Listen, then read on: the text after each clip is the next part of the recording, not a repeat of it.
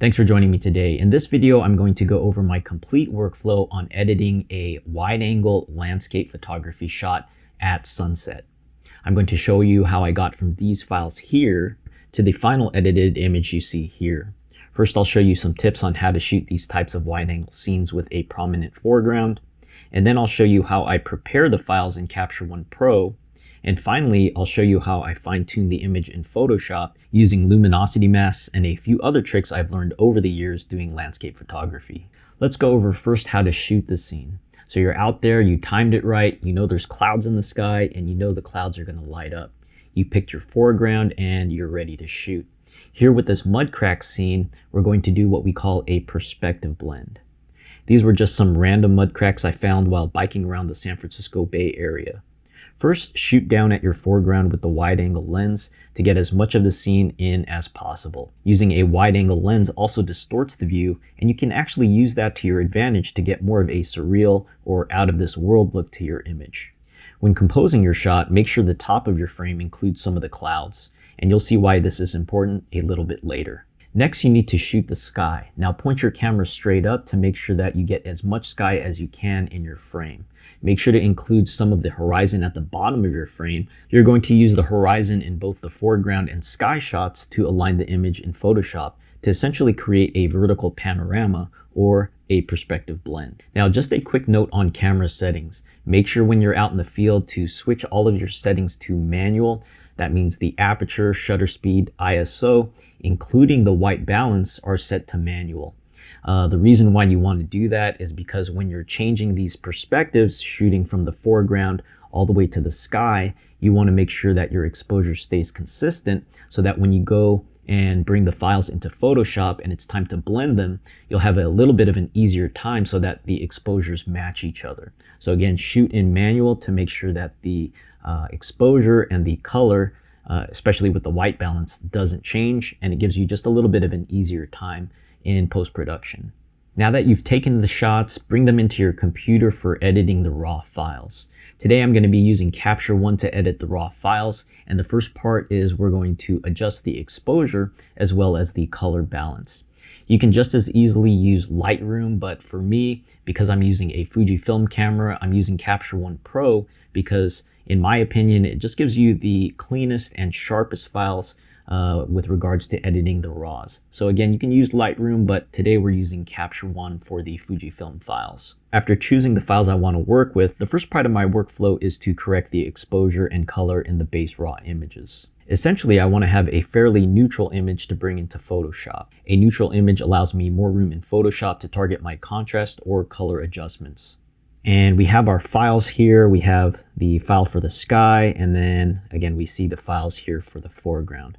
I've already got those edited. It's a little tough to match what I did before, but I'm going to show you here. This is the first image that we're going to edit, and this is the raw file of the foreground. Let's pretend we didn't have to focus stack it and just work on this image here. So the first thing we notice with this foreground file here is that the cracks here on the bottom are a little bit overexposed compared to the background, which is a little bit underexposed here at the horizon. And then we can see the clouds here in the sky are blown out.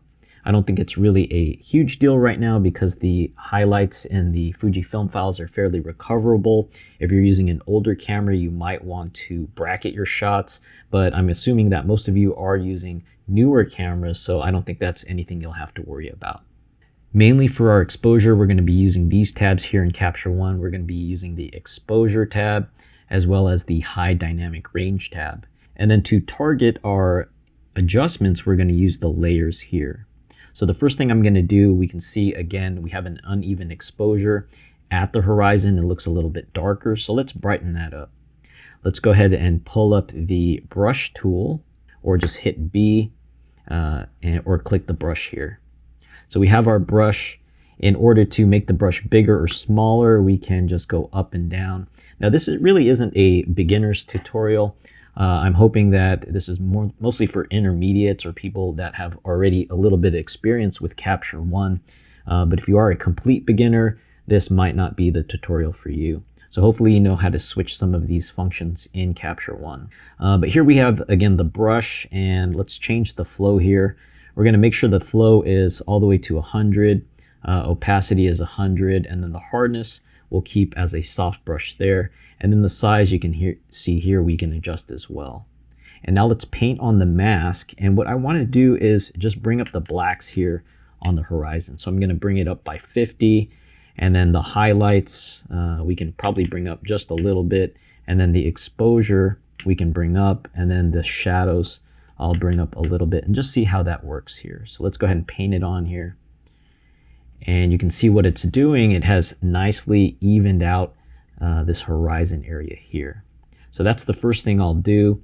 You can see when we turn off that layer off and on, you can see how well of a job that does there. Now what we want to do is pull in a gradient to bring the sky exposure back to a little bit more even with the foreground.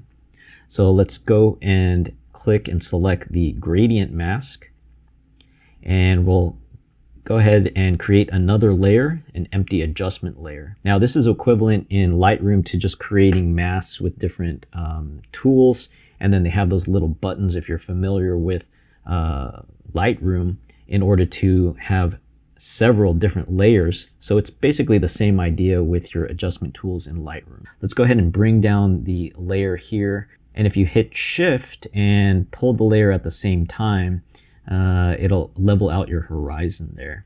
So let's go ahead and leave that there. And if you want to view the mask, what you can do is just hit M and it'll show you exactly what's being adjusted there. I'm not going to be super precise for this just because it's more of a quick overview here, but you can see here, if we just adjust it a little bit, we'll bring it down just a little bit more so that we can adjust most of the sky there. So that looks pretty good. And now let's go ahead and hit M again so the mask disappears. And let's go ahead and bring some of those highlights down, see if we can recover some of the color in the sky. And you can see just by bringing the highlights down, it does a good job. And then the exposure we can also bring down just a little bit. And what I'm trying to do here is match it with the sky shot. So I'm trying to match the exposure with the other shot here. If we click that sky shot, we can pull up a side-by-side to compare. Basically, I just hit Command and clicked, and then we bring up the compare option here in Capture One. And then we can zoom in here to the horizon, just double-click to zoom in, and then readjust here as we're adjusting the exposure. So we can see here the sky is still a little bit brighter. So let's just go ahead and bring that down a little bit more. And maybe we can bring the blacks down a little bit. Maybe we can just bring the exposure down until it matches fairly close there. Again, when you're doing this on your own files, make sure to just take your time and go back and forth. Rest your eyes in between if you need a little rest. If you're tired and staring at the computer for a while, things start to look a little bit hazy there. So make sure you're taking breaks while you edit your photographs. So that looks pretty good just for our example here. Now that we have the sky matching, let's go ahead and continue working on the foreground. To see the before and after, you can see here what we've changed so far. So there's the before, and then here's the after. Now what I want to do is bring a little bit more contrast and detail into the foreground. And this is going to be a common thing that I'm going to be doing. So my philosophy here that I've learned from other photographers who've taught me is that anything closer to you has more detail. So these cracks here, as well as anything else in the foreground, should be a little bit sharper. And then if you move to the back of the picture, it's supposed to be a little bit more hazy, a little bit more contrasty, basically due to atmospheric haze there. So that effect we'll use here to create depth. So again, we're going to bring in a little bit more detail here in the foreground. Let's use a gradient tool again. So let's select our gradient, and then we'll create another empty adjustment layer, and let's go ahead and pull that gradient up just about there. And here what I can do, it looks like the foreground is still just a little bit too bright, so I'm just going to bring down the exposure a little bit, and we can see how that's doing there. And then with contrast and detail, basically we want our highlights to pop a little bit more as we move to the foreground here. So let's bring up our highlights in the foreground, and then we can create a little bit more contrast just by increasing the contrast over here. Let's bump that up a little bit. So that looks pretty good. It's starting to look a little bit more even, but again, I want to create a little bit more depth. So I'm going to create another layer here, and we've got our empty layer, and I'm going to do another gradient to increase the contrast here up front, but I'm only going to do it to the maybe remaining 1/3 or a little bit more than 1/3 on the bottom part of the image here. So let's go ahead and create another gradient, and you can see the mask is affecting just this bottom part of the image here. So let's get rid of the mask there, and now I'm going to increase the contrast a little bit more, and you can see it brings in a little bit more detail, and then I'm going to add a little bit of clarity. So what clarity does is it brings in a little bit of mid-tone contrast, and it gives the image just a little bit more crispness to it there. And again, that just follows our philosophy of wanting to get the foreground a little bit more detail when you compare to the background as we move further away from our foreground. So that looks pretty good. And now we can see our before and after. Let's click it before and after, and it looks fairly even there. And then I'll show you what the final one looks like here. And you can see I did change the horizon a little bit. If you want to change the horizon to start out with or slightly adjust your composition, you can do that in the beginning. Usually I'll like to do that in the beginning. I kind of forgot to do that here, but again, just as I mentioned, if you want to fix your horizon in the beginning, you can. So let's do that. Let's go ahead and click in our rotation tool, and you can see as we drag it along, just make an even line there, and it'll flip our horizon. Also, some people like to distort the image a little bit more. I feel like the wide angle distortion of the lens does a pretty good job. I'm going to show you a little bit of a more controlled way to do it in Photoshop later, but here in Capture One, you can fix the distortion or make it even more distorted by using the keystone tab back here. So you can see you can change the vertical to make it a little bit more pronounced or make it look like it's moving forward for you. The thing with that is that it's a global adjustment. So it's not really a targeted adjustment. So I'm not really going to do that here in Capture One, and I'll show you how to do it in Photoshop so we can target it a little bit more to emphasize the foreground. Now that is looking pretty good, and I think we're done with the foreground there. Again, you can see the before, and here's the after. So we have a fairly even image, and then this is the original here that I edited, and you can see again a fairly even image with the sky. Now the sky, when we switched to the sky, we were lucky to get a nice colorful sky where the colors were just natural and we don't really need to edit them. The Fuji film files give really great color and a fairly accurate representation. So I feel like here all we would need to do is just adjust the contrast just a little bit to make the sky pop. So we can see the before and then the after there. So I'll show you how I did that. And here with the unedited file, I basically just used another gradient tool. So let's add that empty adjustment layer, and then we'll select the gradient tool and let's bring that down. And what we can do is just add a little bit more contrast. Again, we're probably going to tweak this a little bit more in Photoshop. But again, the clouds here in the horizon should probably have a little bit less detail. When I was shooting these clouds here at the top were actually pretty much above my head. So what we want is these clouds up top to have a little bit more contrast. So what we can do again is bring another gradient in, and let's drag that down just for the top clouds. And to emphasize that they're closer to us, we'll add just a hair more contrast. And then we can also probably add a little bit more mid-tone contrast or clarity. So let's bump the clarity up just to emphasize that. Now this doesn't really matter here for this picture because I'm just basically going to merge these clouds with the foreground. But if you want, or if you have an image where you have to merge some of the horizon with your foreground, you might want to have that match a little bit closer. So again, in order to do that, you basically can just go to the background, and you don't have to use a gradient for this because Capture One does a great job of targeting the shadows, is that you just bring the shadows up, and you can also bring the blacks up here, and you can see it basically just targets that dark area in the foreground when you bring the blacks up. It looks like the shadows has a little bit more of a global effect, so maybe we won't do or use that as much, and then we'll just stick to bringing the blacks up. So you can see now, here's the before of the sky capture, and then here's the after.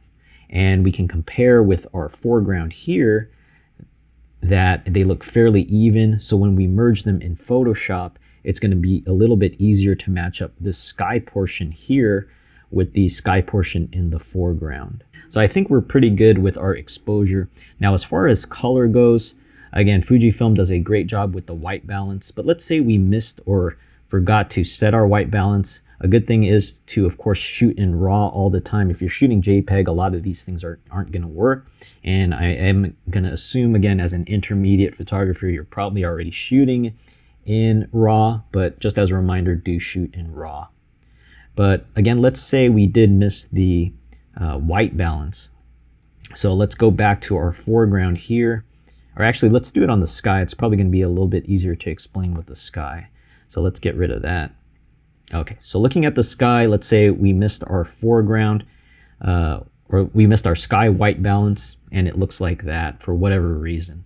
So what you want to do with the white balance, in order to adjust that, what you can do is go here in the exposure tab, bump the saturation all the way up, and you can slide the Kelvin slider back and forth until you have the proper white balance. So when you slide it all the way to the left here, you can see everything looks overly blue. And if you slide it all the way to the right over here, everything looks overly hot, warm, and orange.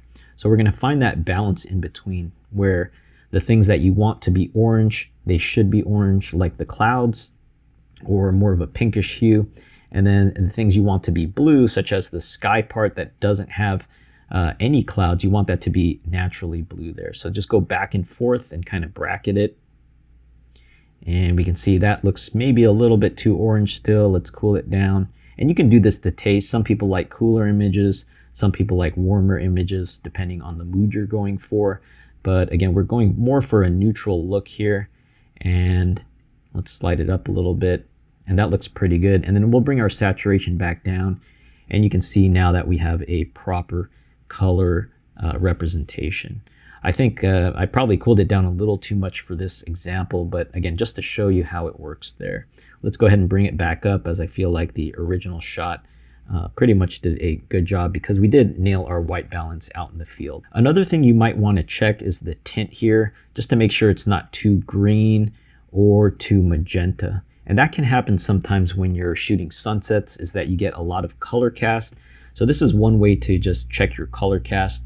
Luckily, the Fujifilm cameras do a great job of accurately recording the colors. So I think we're done here in Capture One. We have a pretty neutral photo for our sky as well as our foreground. And let's bring it into Photoshop to merge the images. And then I'll show you how I use Photoshop for the finishing touches. The next part of my workflow involves bringing the edited files from Capture One or Lightroom into Photoshop so that I can merge the files together, and then I can bring out the detail in the image by dodging and burning the image using luminosity masks. If you want to go light on these techniques for a more natural look, that's fine. If you want to use a heavier hand and go for a dreamlike look, that's fine too. It's up to you, the creator and the artist, to use as much or as little technique as you want. Just a quick note. Here in Photoshop, I'll be using the Tony Kuiper panel to help with dodging and burning. This panel allows me to quickly create and customize luminosity masks for a very targeted and precise approach to dodging and burning. You really don't need a panel to create luminosity masks. You can look up some tutorials on how to create them from scratch, but using a panel like the TK panel allows for a much speedier workflow and unrivaled precision when creating your masks. I'll leave a link below for this panel. There are other luminosity masks out there that you can search for as well before you decide on going with a panel or just creating your own masks. So now that we have our files here finished in Capture One, let's go ahead and export them properly to go into Photoshop for the final finishing touches. So go to File and Export Images, and then make sure you have your file selected and then click Export Variants. Select the folder that you want, name them. I just keep them the same name as the regular image file. And then the format, this is important because we're going to be using luminosity masks to edit the photos. The luminosity mask, you want to make sure it's in TIFF, as well as the color space. Make sure they're in Pro Photo. When you're using the Tony Kuiper luminosity mask, when you first get the program, they instruct you to set up the color space as Pro Photo. So we want to make sure that our files that we're editing match exactly what the panel asks for. So in Tony Kuiper's case, we have to put it to Pro Photo. And again, if you're new to luminosity masks, when you purchase the software, they give you all of these instructions. So I'm not really going to go over those today. But now that we have that, let's go ahead and export the images. And then let's bring the images into Photoshop.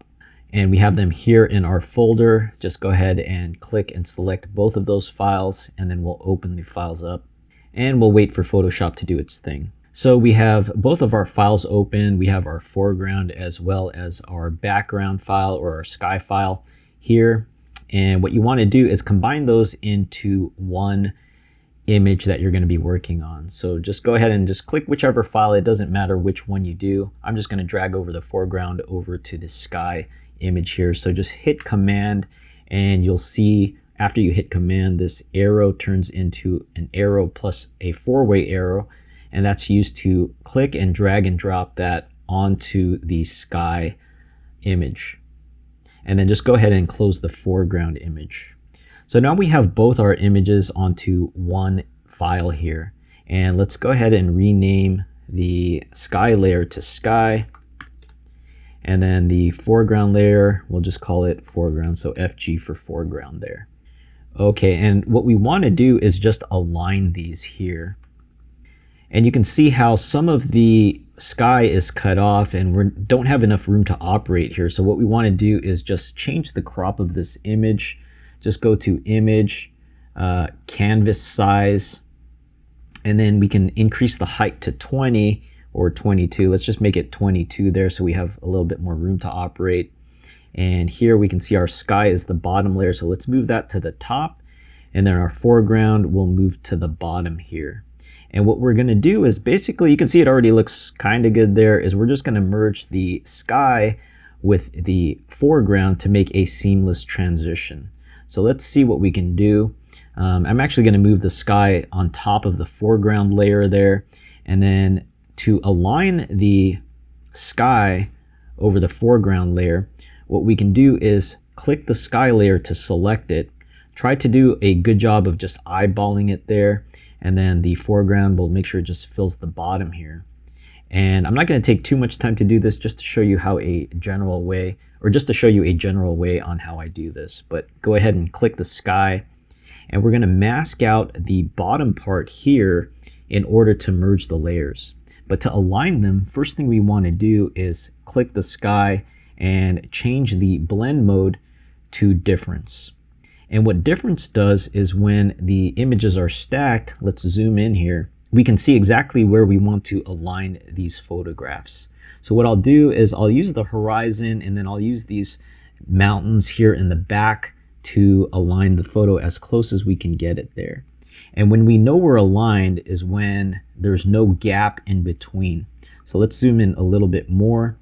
You can see here as I go up and down here with the sky, what we want to do is our goal is to make everything black, and that means that everything is aligned. Now for the sky, we don't have to make it too precise because there aren't too many details. If you are merging some of the horizon detail parts where there will be a definitive line or it'll be obvious where you merged it, you want to be a little bit more careful. But because we have clouds with not too much detail, nothing to differentiate the top and the bottom there, we can be a little bit more relaxed with aligning our image. So that looks pretty good. If you want to dial it in a little bit better, you can just use the arrows. So click Command and then move the arrows left and right.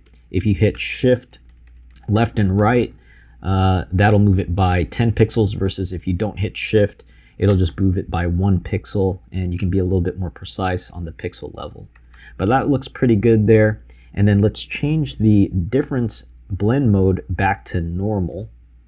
And we have a pretty good alignment there. And now all we need to do is just mask out this bottom part of the sky. So let's create a mask. You can see this button down here will create our mask there. And with masks, if you're not familiar, hopefully you are, again, this is an intermediate tutorial, but basically white reveals and black conceals. So what we need to do is paint on this mask and conceal this bottom layer here. So let's select black, and let's make sure our opacity for this brush is going all the way to 100. Actually, rather than the brush, this is going to be a little bit easier. Let's just use the gradient tool. So click the gradient, and you can see our gradient is going to be from black to white here. So all you need to do is, again, just eyeball this here, start your gradient here on the bottom, and then just drag it up. And you can see as we paint in our mask here, let me show you the mask. If you click Option and then click the mask, it'll show you what is revealed and what is concealed. So you can see the mask there. So anything below that white line or the white gradient in the black is going to be covered, and you can see now we have a fairly seamless transition in the sky. So that's how you merge the layers. So you can see our merged layers here look pretty good. And now what we want to do is, usually I'll just copy this again just so I have another base to work from. So to copy, just hold down Option, Command, Shift, and E, and that will give you another layer. It basically stamps your layers so you have something new to work with here. And you can see here, I'm working with the source file, the original file, so I'm just going to go over these as I work up the layers here. So now we have a base layer with it merged, and you can see my base layer change there. And that's going to our next step. So we want to fill the frame here. I've already predetermined that I want this 4x5. I originally created this image for Instagram, and that's kind of a bad habit to be composing for Instagram, but that's kind of the way it turned out. But this crop is set to 4x5. You can fit it to whatever crop you want, but in this image here, it just happens to be 4x5. So with the 4x5 crop on, I want to fit that image and kind of pull it and distort it to fit that frame there. Now, usually I'll do this anyway, even if it's not 4x5, if it's 3x2. Sometimes I'll distort the image so I can make it and emphasize it just a little bit better.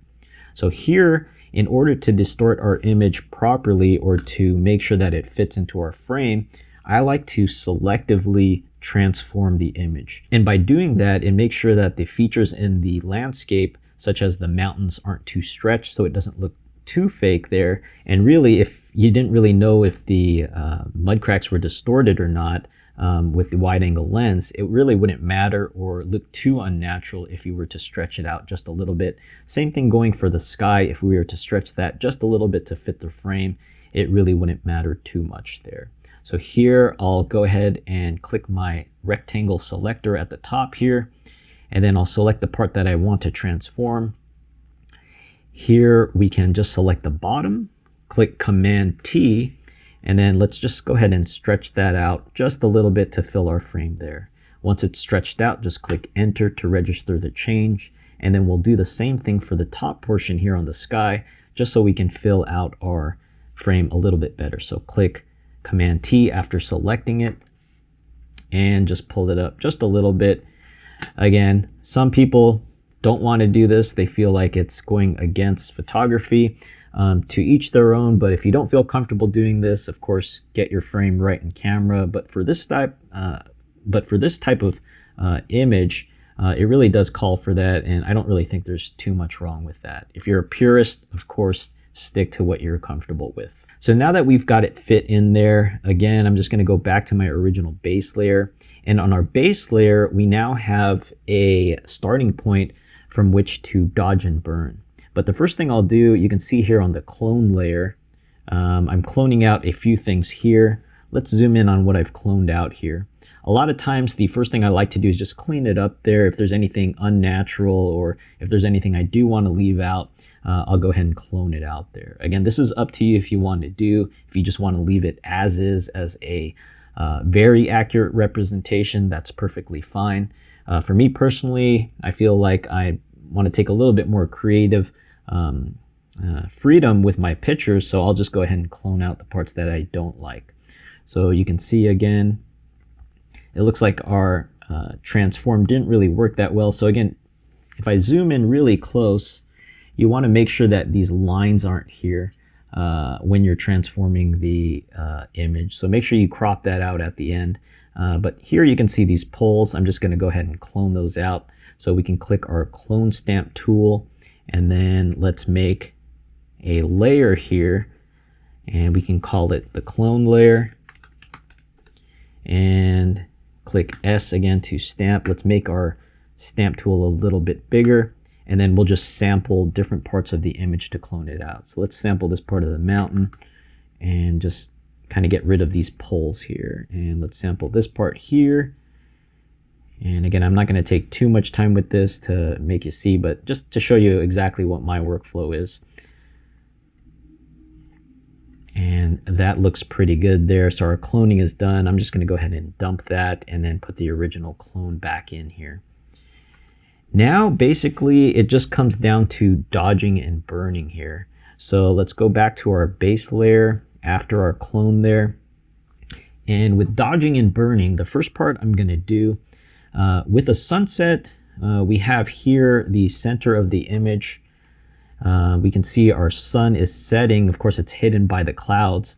But when you're editing an image, you do want a prominent light source coming in your image to give more of a natural feel as to where the light is coming from. So what I'll do in that center to bring that part of the photograph out, I'll just dodge and burn here. So you can see as I click this layer, it makes it a little bit brighter. And to do that, I really just want it to affect the highlights. So I'm going to show you how I did that. Let's turn that off and make a new one here. So first, let's create a new layer to dodge and burn on. So that layer, we're going to turn it into a blend mode of soft or overlay. Overlay gives you a little bit more of a effect, or a stronger and more intense effect, whereas soft light, it does the same thing, but it just dials it down a little bit. So for overlay, let's go ahead and change that blend mode to overlay. And again, we're going to increase the intensity of the light source, which is the sun here. So let's go ahead and select our brush tool over here, and let's sample this area here where we make it that orange that's coming from the center. And then let's bring that brightness just a little bit up there. And let's just go ahead and nonchalantly paint. And the technique here is that the closer you are to the light source, the more intense you want the effect to be. And then the further away you are, the less intense you want it to be. So we'll start with an opacity of 100 and a flow of 100. We don't have to be too careful with it right now because I'll show you how to dial it down later. So here, with our brush selected, just do a quick click on it and you'll paint in that light. Of course, it looks unnatural right now, but I'll show you how to dial it down a little bit later. And again, as we move away from the light source, we want it to get a little bit less intense there. So let's dial the opacity down now for our second pass to 50%. So now we're at 50%. Let's make the source a little bit bigger, and then we'll just paint all around here at 50%. So you can see it creates a gradual gradient. You probably could use a radial tool to get that a little bit easier. I just like to paint it in to be, or to have a little bit more control there. And then I'm gonna dial it down one more to 25%, and then we'll get the outside parts of the image here at 25%. So you can see it looks really unnatural, but all we have to do now is dial that opacity down until it looks a little bit more of what we want and a more subtle effect. So usually I'll dial it down all the way to 0, and then I'll just bring it up a little bit to increase the opacity of that layer, and that looks a little bit more natural. So now that we have that, we can apply a luminosity mask to target that brightening only to the highlights there. So we'll go to channel here on our masks, and we'll select the red channel, and we'll select the highlights. We can choose the amount of highlights that are affected by our layer. You can see here as we dial it down, less highlights will be affected, and then as we dial it up here on the right side, more highlights are affected. So let's just go ahead and do more of a general effect here. So let's apply that. Once we have the mask that we want, just go to the layer, make sure your layer is selected, and then just click apply. So you can see now the mask is only applied to the highlights. If we disable that mask, you can see the effect is a little bit more global and universal versus more targeted here if we turn on the mask. So with the initial light source taken care of and using that effect, I'm basically just going to use luminosity mask to help aid dodging and burning the image to create a little bit more depth. Again, all we're going to do is select highlights, brighten them where we want, and then shadows, we'll select those and then darken them when we want. And then the concept is basically to get this entire foreground here to have a little bit more detail and contrast, whereas the sky we can leave a little bit blurry and again, or a little bit hazier. And then the top part here, which again was right above our head, we can try to increase the contrast on that to make it seem like it was a little bit closer to us, which it was in real life. So let's go ahead and show you that. You can see all these layers here on the side are basically dodging and burning here. I'll show you some of the special layers that I use, like the Orton effect, as well as some of the other tricks that I do. But again, most of these layers are dodging and burning, and I don't want to go over all of them because that's just going to take way too long. But I'll show you just a little bit of how I do it here. So here, let's go ahead and make another luminosity mask. And usually with sunsets, there's going to be a lot of reds, a lot of oranges. So we'll use the red channel. You can see as you go through the different masks, the red channel and then the green channel looks a little bit different. And then the blue channel you can see there. So you can see for sunsets, the red channel will separate those highlights and shadows a little bit better than the other channels there. So let's say I wanted to bring out a little bit more detail here in the top part in the sky. What I can do is maybe let's do a lights 2 mask there, and you can see as we move down lights 3, it gets a little bit more focused there. Now that looks a little bit too focused there. I want to make a little bit more of a general adjustment, and that looks pretty good for our clouds. So let's bring out the detail in those clouds by dodging them. So we'll go, after we make our selection here, or our luminosity mask for lights 2, we'll go to layer and then dodge, and it'll automatically make our mask for us here and create a new layer on the right. So you can see if we again click option, we can see which parts of the image will be affected. And the nice thing about these panels is you can see here the layer has already been changed to overlay so that we can get the desired effect and we don't have to change it manually on our own. So it's already set to overlay. Again, if you want a little bit of a less intense effect when you are dodging, you can click soft light and change the blend mode to that, and that'll reduce the effect a little bit. But let's keep it at overlay, and let's go ahead and sample the color in this cloud, or in these clouds here. And you can see it's kind of a pinkish hue there. And basically, if we want to increase the saturation and make that part stand out more, we'll select the same color and then increase the brightness here. If you want to saturate a lot, you can slide it here all the way to the right. If you don't want to go too saturated and you just want to change the brightness, you can slide it all the way to the left. But let's add a little bit of color and make it pop there. So we'll click OK. And then with our brush tool selected, again, just hit B on the keyboard to select the brush. And then let's go to an opacity of around between 15 and 20 works pretty good. And then the flow, again, between 15 and 20 works really good too. And the idea is that we just want to slowly work our way into the image here and just add a little bit of color and brightness at the same time. So let's go ahead and start painting here. And it's going to be a little harder to see here on YouTube because of the compression, but as I'm doing it here, you can see that it's bright, and then I'll turn it off and on here so you can see where it's painting. So you can see those clouds pop just a little bit more. But let's say you wanted to bring a little bit more shape into the clouds. To do that, what I like to do is make another luminosity mask layer, and instead of doing lights 2, let's do lights 3, and you can see less of the clouds are selected there.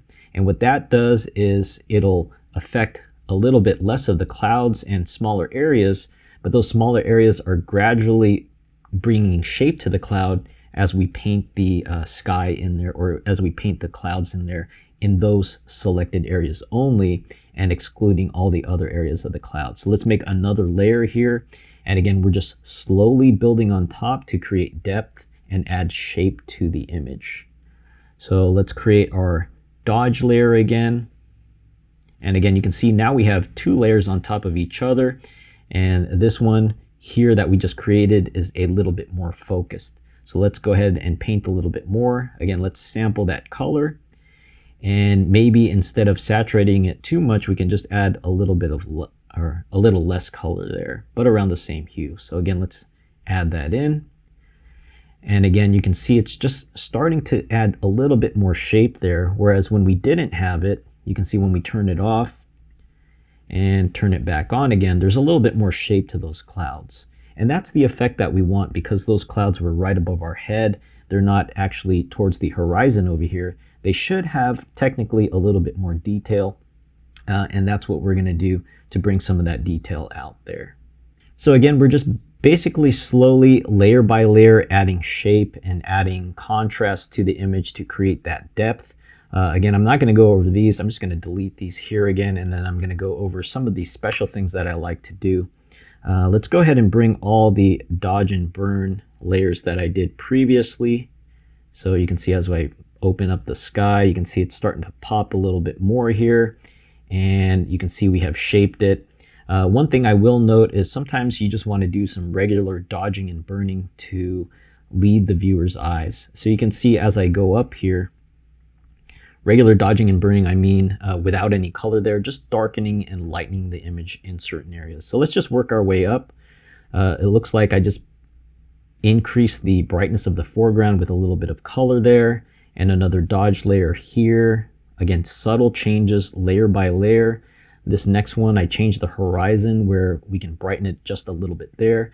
You can see when I turn that layer off, this area here that I'm kind of moving the mouse around is a little bit dark. And the idea with that layer was basically just to brighten it up there. And as we work our way up, you can see I added just a little bit more in the clouds here, and even a little bit more in the clouds as we get closer to the top here. Just to indicate that it's closer to us over our head. And then here with another layer, I just increased a little bit more detail here on the bottom, moving our way up. So that's the dodging and burning, and I do that throughout, and I really do take my time. Sometimes I can spend an hour or two just dodging and burning, and even more, and then the next day I'll approach the image again with fresh eyes. So that's dodging and burning for my images. Now let's go into some of the special things that I do to finish up the image. So I made a separate video for this, but I'll just go ahead and go over it quickly here. Usually I like to add an Orton effect to add just a little bit more glow or a dreamy like effect to the image. So to do an Orton effect, what you want to do is you want to stamp the layer twice. So we'll create basically a copy of everything that we've already done for our dodging and burning, so that we can work on that separately as an Orton effect. So to do that, hold down Shift, Option, Command, and E, and that will stamp our layer. And once our layer is stamped, in order to get the Orton effect, we want to just copy that again. So I'll show you how and why I do that. So we have now two stamp layers here on the right. Let's turn one of the layers off, and we'll call this Orton blur, and then the top one we'll call Orton sharp. And basically the Orton effect just gives you a dreamier look to your photograph. So with the Orton blur layer, let's go to Filter, Blur, and Gaussian blur. Usually for 26 megapixel cameras, I don't know where I learned this from, but basically you want to blur it out just around the same amount as the megapixels in your camera. I don't know if there's any rhyme or reason to that, but that's just how I learned it from another photographer. So we blur and then we adjust the contrast for this layer as well. So go to Image, Adjustment, Brightness and Contrast, and then we'll dial the contrast all the way to 100 and increase the brightness, and then click OK. Now you can see that looks very unnatural there. When we click the Orton off and on, you can see with it off, and we turn it on again, you can see that's way overcooked there. So all you need to do is go to the opacity slider here on the right and just dial it down to 0, and then just slowly dial it back up till you get a nice glow to your image there. 10% works pretty good. Usually I'll go 8 or 7% just so I have a little bit more of a subtle effect. And you can see here off and on. I'll just dial it up a little bit just for YouTube's sake here. We'll just go to 20%. Again, this is off and this is on again. Now sometimes the Orton blurs it too much there, and you want to keep some of the details in your highlights, especially in the foreground where we want it to be a little bit sharper to create that depth. So we'll bring back the sharpness. So with Orton Sharp, again, it's that stamp layer of all of our other adjustments, except this one doesn't have the Orton effect on it, but you'll turn that layer into soft light, and you want to go to filter, other, and high pass. And then what you can do, the high pass filter will bring in some of that sharpness back into the photograph. So usually I'll just zoom in here and we'll start to dial in the pixels or increase the pixels until we see some of that detail come back here in this grayscale photo. So at around 3.1 to 4.1, that looks pretty good. We'll click OK. And you can see it's a little tough to see again here on YouTube. It's not going to be very apparent. But if we turn it off and on, you can see it brings some of that detail back. Now let's say you only want that detail to come back in the foreground, and you just want the rest of the image to have that nice glow to it. What you can do is add a layer mask on this Orton Sharp layer. So let's go here on the new layer, or the new layer mask button, add that layer mask, and then we can click Shift and delete and fill that layer with black. So it basically covers up everything that the Orton Sharp is doing here. And then to reveal that extra sharpness in the foreground only, we can select the brush tool. So just hit B and select the color of white to reveal that. And then we'll paint on just this front part to reveal some of that extra sharpening just for our foreground here. So we can just selectively do it. So the opacity will bring up as well as the flow. And let's just go ahead and paint on that mask to reveal the effect of the Orton Sharp layer. Okay, and you can see again our mask here. This is pretty much the only part of the photograph that's being affected. And let's go ahead and paint just a little bit more. So these, again, make sure you're painting on the mask here. So paint the white on the mask to reveal some more of the effect of just that layer there. So let's click, we'll zoom in and we'll click off and on, and you can see that that effect sharpens the foreground just a little bit for us, and it brings back some of the detail in the foreground. So that's one of the special things I like to do. When you're going through your image and you're dodging and burning, sometimes you go overboard and the image starts to get a little bit of a color cast to it, and it's really just too much that you've done with your dodging and burning. So another thing I like to do for my photographs is I try to neutralize the photo again to make sure that I don't overdo some of the coloring. So in order to do that, we'll again create another stamp. So click Shift, Option, Command, and E, and that'll stamp our photograph again, creating another layer that has everything that we've done below. And we'll call this Match Color. And Match Color will basically neutralize your photo. So if you feel like it's too warm or too hot, it'll just basically dial down all of your adjustments that you've done to start you back to a little bit more of a neutral color palette. So go to Image, Adjustments, and Match Color. And here in Match Color, we've got all these options here. The option that we want to look at is Neutralize, so click Neutralize. Now you can see it looks a lot cooler there. Now that looks like it took away way too much of our dodging and burning there. I only want to take a little bit of it away, so I'm just going to click Fade all the way to 100, and you can see all of our effects are done. But now when we do that, we sort of notice that that image now has a little bit of a color cast or magenta tint to it. And this actually works really good with files that are hard to work with, like the DJI files coming out of that drone, the Mavic 2.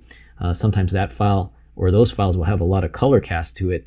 And I learned this by trying to copy another photographer's photo, and it works really well to control your colors. So with the fade, you basically just keep going down 90%, 80%, where it starts to look a little bit more natural. Again, if you go all the way to 0, it's going to take all your effect away. But again, start with your dodging and burning, and to take the color cast away, just keep dialing it down until it starts to look a little bit more natural again.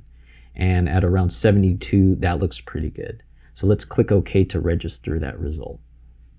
Okay, so you can see the before and after the match color. And you can see it brings us back to a little bit more of a neutral color with still having some of our shaping and contrast effects on from dodging and burning. And maybe the last thing I'll go over here in this, all of these files you can see here are again just dodging and burning and adding more Orton and adding more contrast, changing the colors. But this last special trick that I'll show you has to do with the composition. Again, not everyone is comfortable doing this, so if you're not, just stick to the composition that came straight out of the camera. But if you see something that might improve it, as far as your composition goes, I like to try to do it anyway. And so I take a little bit more creative freedom when I'm editing my photographs. And one tip I give to some photographers that ask me on how they can improve their landscape photography, it's kind of an unorthodox tip, but it's basically to shoot genres of photography that are not landscape photography. And by doing that, you learn some techniques in other genres that you can also apply to landscape photography. And this particular technique I learned from shooting portraits. So when you're shooting portraits of models, sometimes you want to give them a little tuck or shape their body a little bit because maybe they're self-conscious and they ask you maybe if you can shape their body to contour a little bit. And that is how I learned this technique, and it's basically just using the liquify filter. So I'll show you how that works to improve the composition. Now when we look at this little area here, I can see that it makes a nice little shape here, a little bit of a focal point, but I feel like that can be improved if somehow this moved this way. Again, sometimes when you're out in the field, you can just change your position and improve the composition that way. If moving doesn't improve the composition, again, you can take a little bit of creative liberty. And I have seen a fairly prominent film photographer do these types of things. So if that person's doing it, I think it's okay. So I'm going to show you how I do that using the liquify tool. Again, we're going to stamp our image here, Control or Shift, Option, Command, and E to create another stamp. And now with our new layer made, let's go to Filter and Liquify. And what the Liquify tool does is it allows us to shape the image in targeted areas. So basically I just use the default here, and you can see this brush comes up here. You can see it moving around. And what I want to do is just pull this out to make the lines a little bit more pleasing to the eye. So let's make that brush a little bit bigger. And this shape here, I want to emphasize this kind of triangle. So I'm going to pull this out a little bit. And you can see it kind of warping there. And just like magic, we can move some of these lines in the crack to be a little bit more prominent. So you can see as we move it sideways there, it makes it a little bit more of a triangle shape. So you can see the before and the after, and it makes for just a little bit more direction for your viewer to look at your photograph. So you can lead their eye a little bit better. Again, not everybody will feel comfortable doing this, but if you don't really care or you're okay with doing that and having a little bit more freedom with editing your photos, I think this is perfectly fine and a fun way to improve your photograph. So let's cancel that, and I'll put the original liquify layer back on. So here's without, and now that's with the liquify. And again, you can see all of the final adjustments there. Basically, I just added more dodging and burning, and I added a few more Orton effects. We controlled the color, and I probably overcooked this a little too much, but overall, I'm pretty happy with this image and the way it turned out. Let's click on the final before and after. So here's, again, a more muted look here. And then let's turn on all the layers. And there's our final look there. Here's before. And here's after. So you can see my editing workflow really isn't that complicated. It's basically just making sure you have a properly exposed photograph to start with, and then adding in light and contrast to suit your taste. It's really up to you to take it as far as you want or to dial it back as much as you want to suit your needs and your goals for the final image. Thanks again for watching. If you enjoyed this video, make sure to click subscribe, ring the notification bell, and hit the like button, as it really does help to support this channel here. Take care, and I'll see you on the next one.